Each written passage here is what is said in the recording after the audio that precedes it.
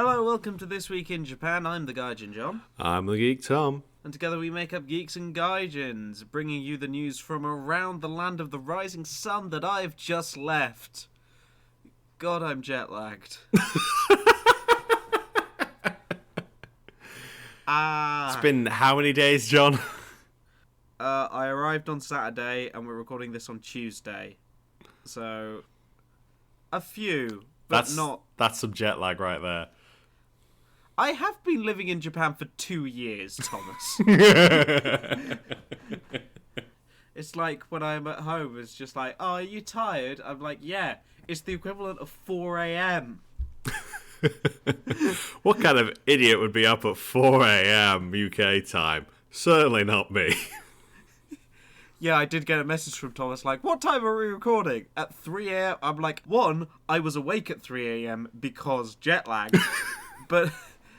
But also, two, I'm like, did Tom forget I'm not on Japan time anymore?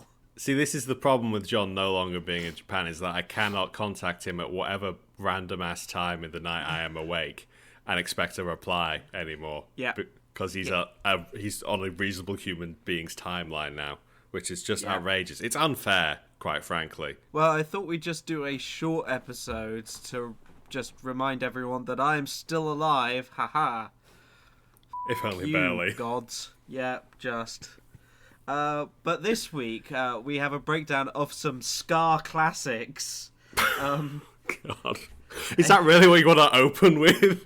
Hey guys, Yes. We're back from our 1 week hiatus. We've got ska. Some misbehaving TV staffers. Something you can drink, which I won't be because it sounds grim. And then also the joys of travel restrictions, plus an escaping pumpkin. But now it's first to start with Cute Corner. Aww. Well, it's kind of cute, it's more just kind of adorable. The Olympics have finally come to an end. That is a good thing. It's Yes. finally over. My God. Japan did very well in like the medals tables and things. They came fourth, I think. That is Fourth? really impressive. No, they came third. They came third. The UK came fourth. Suck it, UK. It's our most successful Olympics ever joint in terms of medals. Suck it, UK.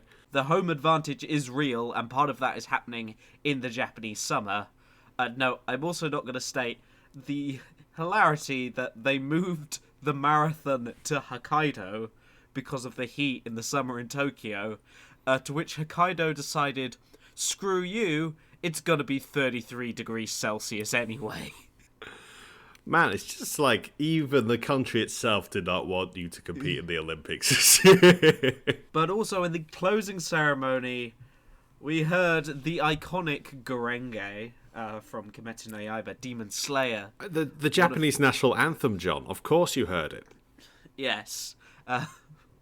But it was done in a way that you've never heard it before, unless you're like me and stay up to 2 a.m. watching YouTube, as instrumental ska. I'm watching as we speak. I'm enraptured by whatever the heck the dance is. That's fascinating. Sure, I've seen everything now. You've seen ska Gurenge at the Olympics. I mean, they had to close the Olympics closing after that ceremony. because there was just no way to top it after you've done ska Gurenge. What else can you provide to the world at that point? You've tapped out at that point. Nothing at all. Yes, but it was done by the Tokyo Ska Paradise Orchestra. They still have those. Yes, well, apparently so. It started in Japan in 1990.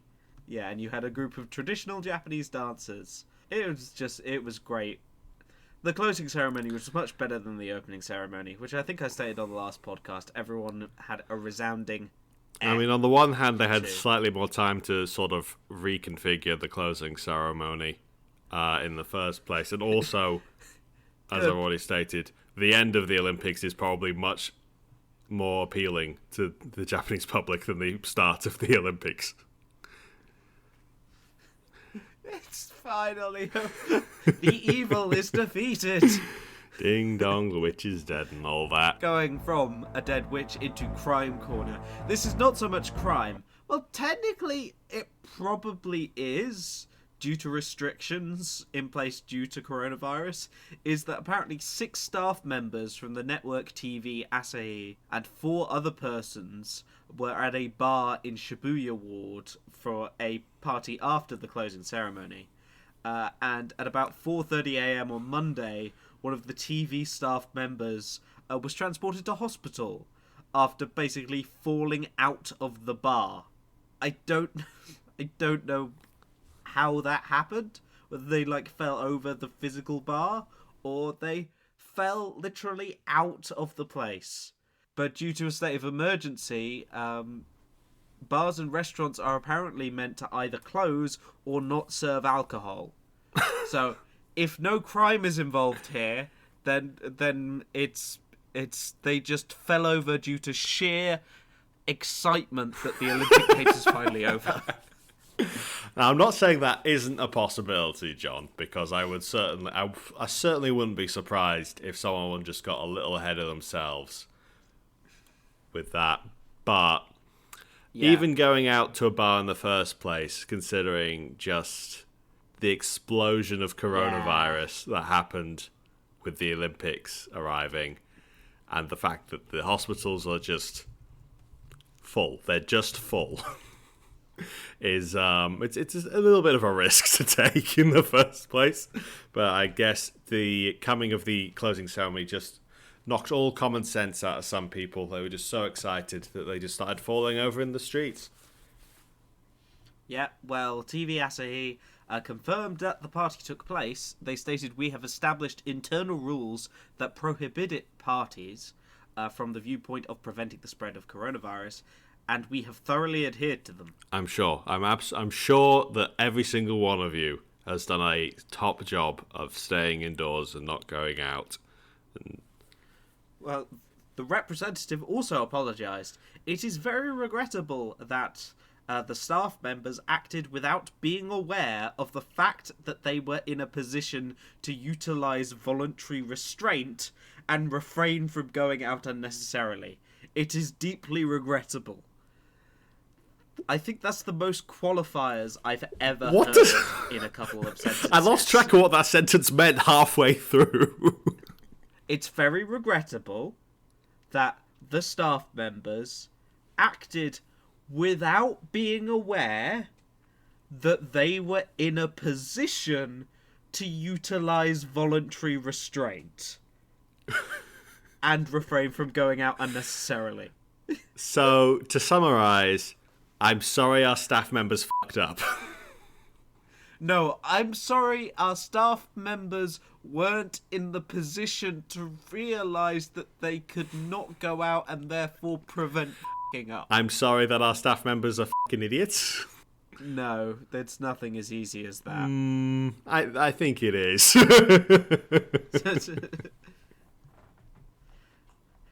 Then we're going to quickly come to snack break here. Well, I don't have any snacks. Well, I do, but I'm keeping them for Thomas for when I'm out of... Well, hey, you love to have a Thomas snack break. Going for the hat trick. But instead, Thomas, I haven't brought this snack because it's not out yet. But Japan loves canned things. It loves canned coffee. I have heard that, yes. There does seem to be an awful lot of that. In Japan exclusively and nowhere else. So, good for them. Well, you could also get canned coffee hot in Japan as well. Uh-huh. But there's something else that you'll soon be able to order hot. And that is canned curry. Just curry. Yeah, as in ready-to-drink curry. Do people drink curry? Don't you eat curry? They do now. This is kare na kibun chukara, which loosely translates to "I feel like some medium spicy curry." Don't we all? Don't we all, John? Just in a medium spicy curry mood. It comes with a resealable top, like most cans of drinkable stuff do in Japan.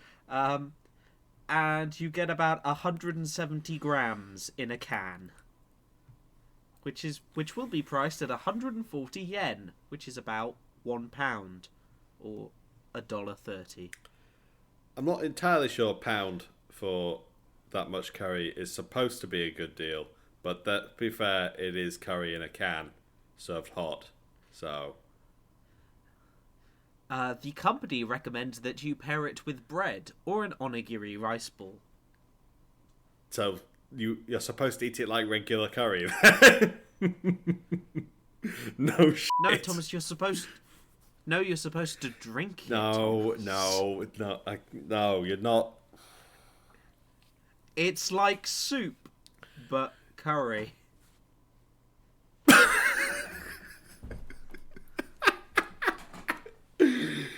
What will they think of next? I can't stand. What is this? This is heresy on the highest degree. Just drinking curry straight from a can. The thing is, I probably would try this if I were back in Japan. Well, that's not saying much, John. I've seen some of the things you've eaten. Yeah, good point. I will also say the thing with Japanese curry is it's generally a lot sweeter than normal, like what we'd think of as curry. So it's very mild. Japanese curry is super mild. There's almost like it's not gonna. You're blow not your head off. drinking a jalfrezi then. No, you are not. But yeah, there we are. That is drinkable curry.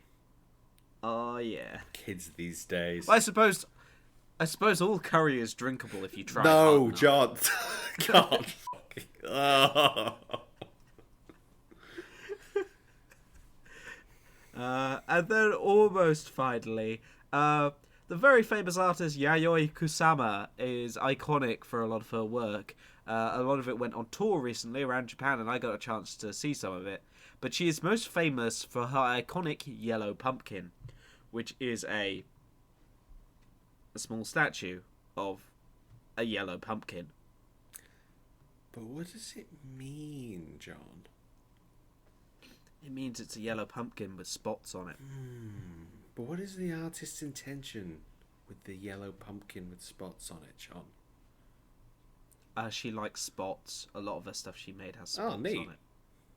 I mean, that's all the artistic merit I need. If they like spots, good on them. I actually have a coffee cup with this blend of and pattern of spots on it. But what do the spots mean, John? It means it's coffee time. Fair enough. Don't talk to me until I've had my spots. Well, this is on Naoshima Island, which is essentially along a very famous cycling road where you can go along multiple small islands in Seto's inland sea, going from Honshu to Shikoku or vice versa.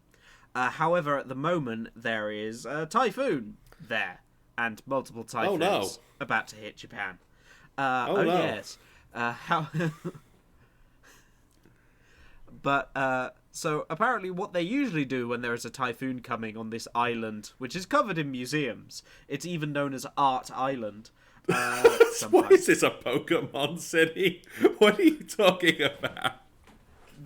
No, this is pretty much like cycling. This is pretty much cycling road from. I mean, I guess it's got to be based on something. Museum City, my called? God. Sorry, it's called the Shimanami Kaido, and so it's a 60-kilometer route long of. Basically, it does have like cycling spaces for everyone. You can also drive it, so it's not exclusively cycling. But it's one of the islands on the way is quite famous for this. Yeah, no, it's the wrong island. Damn it! It is near the Shimanami Kaido. It is no, it's not. Wait, I'm an idiot. Okay. Boke. Doko? Oh yeah, sorry. Yeah, it is not near the Shimanami Kaido. It is the other part. Japanese geography is difficult. I thought you lived there for 2 years, John. Yeah. Do you know all of UK geography, Thomas? No. Don't ever ask me a geographical question. I do not know the answer. I just want you to know this. Yes, it is an island off Okayama. which actually means it was closer to me than the Shimanami Kaido, but there we are. Well, hey. But yeah, basically Naoshima Island, or Art Island, got hit by a typhoon, and usually they bring in the pumpkin when that happens. But for some reason, they didn't. Oh, no. At about 10:30 a.m., the sculpture, which is about 2 meters high and 2.5 meters wide, became dislodged and crashed into the pier multiple times. Ooh. Did anyone get hurt? No one got hurt, and they did manage to retrieve it from the sea. However, it is being quite heavily damaged due to the fact that winds were faster than 52 miles an hour. Christ. But yes, they were able to retrieve it, so good things. And go to Naoshima Island. Also go to the Shimanami Kaido, which is a different bit of Japan. They're both nice. If you got time. I've seen the pumpkin. It's a pumpkin. Well, it's not. It's a statue. But yeah, or sculpture, whatever the hell you want to call it. How big is it relative to a regular pumpkin? Well, it's about 2 meters tall and 2.5 meters Damn, wide. that's a big ass pumpkin. Indeed. But also, I'm, as you can tell, probably still quite jet lagged. So I thought I'd run down the experience of coming back to the UK from Japan. 'Cause Japan. Woo! And how do you escape? Here's your handy guide if you happen to be stuck in Japan for some reason.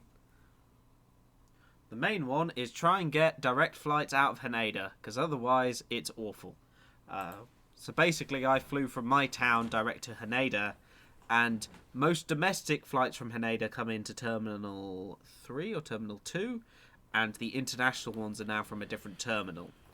Which is very disconcerting because they haven't taken any of the signs down. Oh dear. That's gonna... Oof. So there used to be international flights from the terminal the domestic stuff comes in. So I'm trying to follow those to get to the international flight. It's like, oh no, there's a shuttle bus to the other terminal. And I had to rush and go get that one. I didn't miss it, but like, oh my god, that was confusing. And also there's no passport security, because obviously, domestic flight. Fair enough. Man, catching a plane is stressful at even the best of times. So after to do all that, man. Well, I managed to get to the international terminal. I walked past quite a lot of the German Olympic team. Sick. Yeah, they all just had Deutsche on their clothing, which is Japanese for Germany. And then I kept on going through security. They were like, how are you? I was like, I'm fine. I can't talk. I'm so tired. And then just all the international terminal stuff, like all the shops were closed. It was very depressing. Apart from a couple, including a Uniqlo. So I'm just like, and it was just full of like Kimetsu no Yaiba t-shirts. That's all that you really needed to be open, isn't it, John, though? You just get in there, get some merch whilst you're all the way. I did. It was cheap. I got 2 t-shirts for 1,800 yen. That's bargain. I mean, you're not spending the yen anywhere else, so might as well. No, exactly. And then on the way back, I got upgraded, to premium economy. It was very nice. I will say though that you have to have multiple documents when leaving Japan, and I got my card clipped. So because I have a permanent residence card, well, not a permanent resident card, I had a 3-year visa, and that comes with a Zario card, or an alien card, as it were. Alien card? That's what it means. That's technically what it means, or something of like foreign person.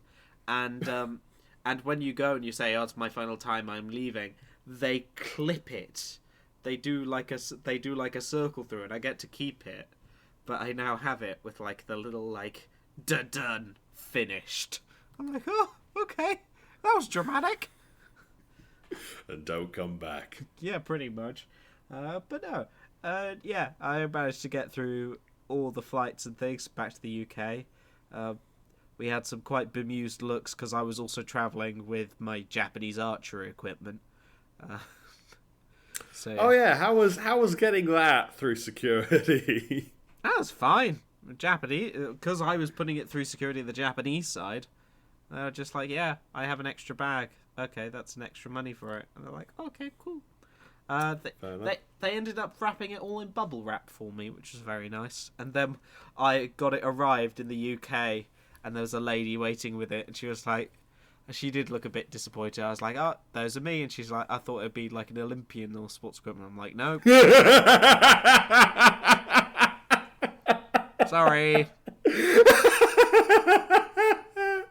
I don't think they use that kind of bow for the Olympics, though. No, they don't. A normal, compound bow has a hard case you can put it in.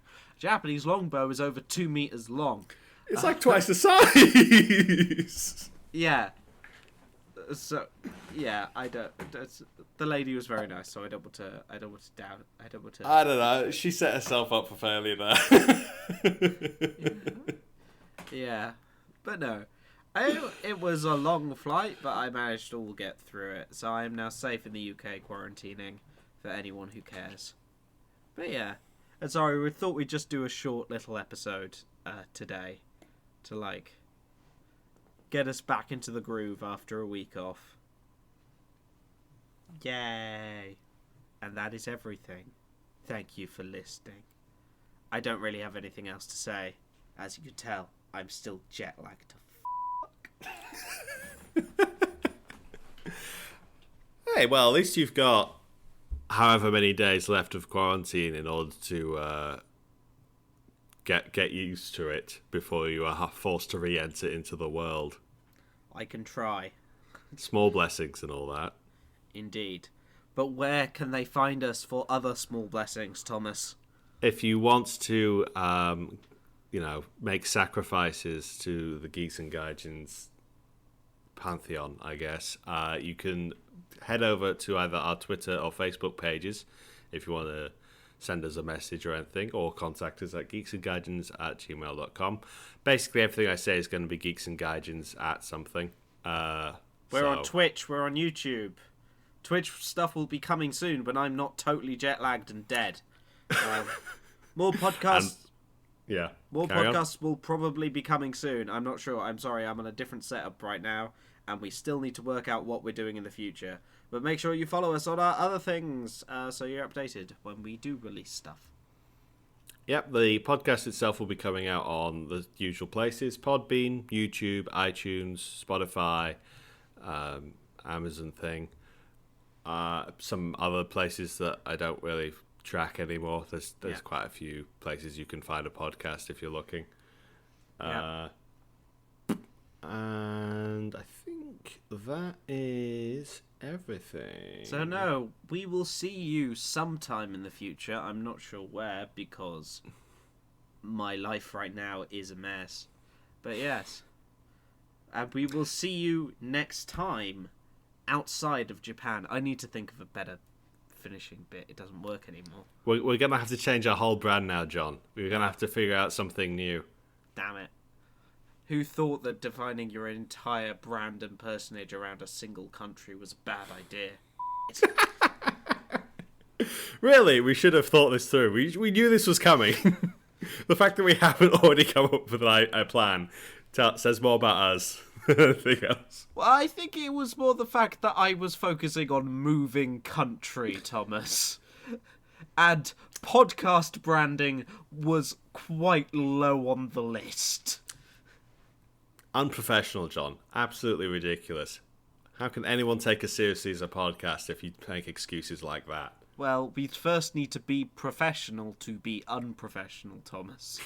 So someone would first need to pay us money and then complain that we're being unprofessional. Which, if they're doing that, valid. And if you want to send us money and complain that we're being unprofessional, go to... We don't have a Patreon or anything. No, yes, you can't. You can't do that. You can't do that. Thomas, Go away. Don't even put that word "yet" in your mouth. We don't.